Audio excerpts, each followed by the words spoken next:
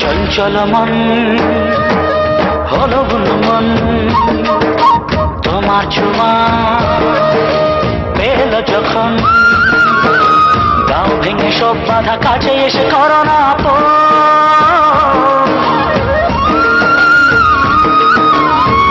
দুটি চোখে যায় দেখে আজ শুধু তোমার নিশা সহসা ভরসা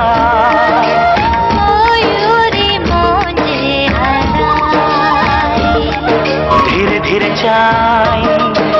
যেদিকে তাকাই তোমার হাসি শুধু দেখে যাই